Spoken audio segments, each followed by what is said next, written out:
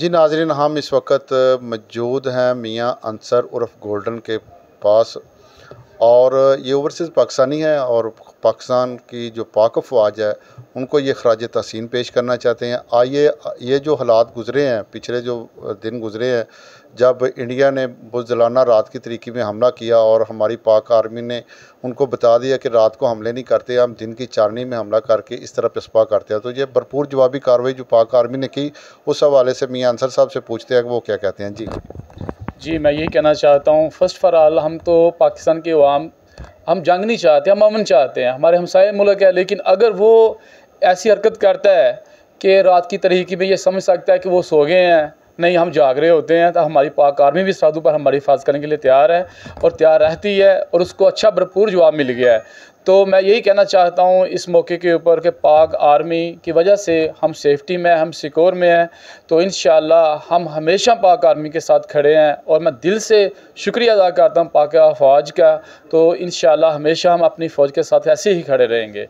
मियाँ साहब, आपने देखा कि सन 1965 में भी इंडिया ने इस तरह ही बुज़दिलाना हमला किया और रात की तरीके पे ही हमला किया। और सियालकोट एक ऐसी सरज़मीन है जहाँ पे पहले भी ये शहीदों की सरज़मीन कहा जाता है। इसको चुविंडा में उन्होंने भरपूर जवाब दिया था और वो टैंक छोड़ के भी अब भाग गए थे, तो अब भी उन्होंने रात को ही हमला किया है। तो ये सियालकोट की सरज़मीन है, इसी सरज़मीन पे पहले भी उनको जो है शिकस्त हो चुकी है। तो इस हवाले से आप क्या कहना चाहते हैं? मैं यही कहना चाहता हूँ कि जो 1965 में इसने काम किया था वो हमारे बड़ों ने हमको बताया है, उसकी पूरी कहानी हमने सुनी है, लेकिन ये जो अभी इसने किया है ये हमने अपनी आँखों से देखा है।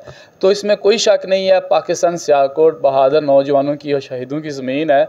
तो हम अपने वतन की एक एक इंच का दफ़ा करने के लिए अपनी पाक अफ़वाज के साथ हैं, तो इंशाअल्लाह हमेशा साथ रहेंगे। और यही बात कहना चाहता हूँ कि जो अरबों में हमारा एक इमेज ख़राब हुआ था, ख़ास तौर पर हमारे मुसलमान कंट्रियों के अंदर, जिसने हमारे वीज़ा बंदिश किया हुआ था, जिस दिन ये पाक अफ़वाज ने उनको जवाब दिया है ना इंडिया को, उसी दिन हमारे वीज़े ओपन हो गए थे। शायद आपको इस चीज़ का नॉलेज होगा मेरे ख़्याल से। तो बहुत इज़्ज़त मिली है, तो जिसकी वजह से हमको इज़्ज़त मिली है, हम दिल से उसका शुक्रिया अदा करते हैं। पाक फ़ौज ज़िंदाबाद।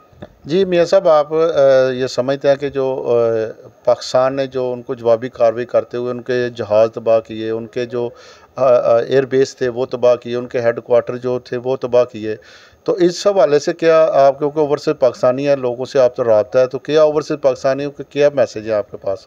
जिस दिन पाकिस्तान फ़ज़ाइया ने उनको जवाब दिया है सुबह मॉर्निंग टाइम, तो उस दिन जब ख़बरें आई और देखा कितना नुकसान इंडिया का हुआ है, वो हमारा करना चाहता था लेकिन उसको मुंह की खानी पड़ गई।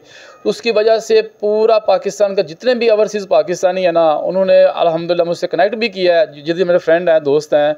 तो बहुत खुशी की लहर थी और हमारा जज्बा पहले से भी ज़्यादा बुलंद हो चुका है और इंशाअल्लाह हम बुलंद रहेंगे।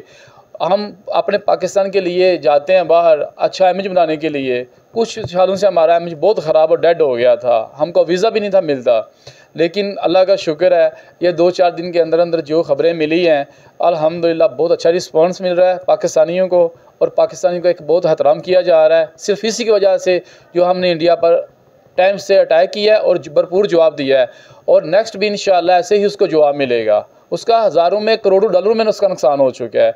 वो अभी पछता रहा है कि मैंने ऐसा काम क्यों किया, लेकिन वो अभी बाज नहीं आएगा।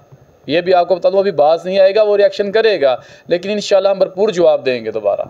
जिस तरह मियाँ अंसर उर्फ गोल्डन उन्होंने बताया कि हम पाक आर्मी को ख़राज तहसीन पेश करते हैं, जिन्होंने भरपूर कार्रवाई करते हुए इंडिया को जो है ये बता दिया कि हम जब हमला करते हैं तो दुनिया देखती है और पूरी दुनिया ने देखा है। तो जो हमारी पाक आर्मी कहती है वो करके दिखाती है। मोदी सुन ले, ये पाकिस्तान है, अगर पाकिस्तान की तरफ जिसने भी देखा है उसकी आंखें मिट गई हैं।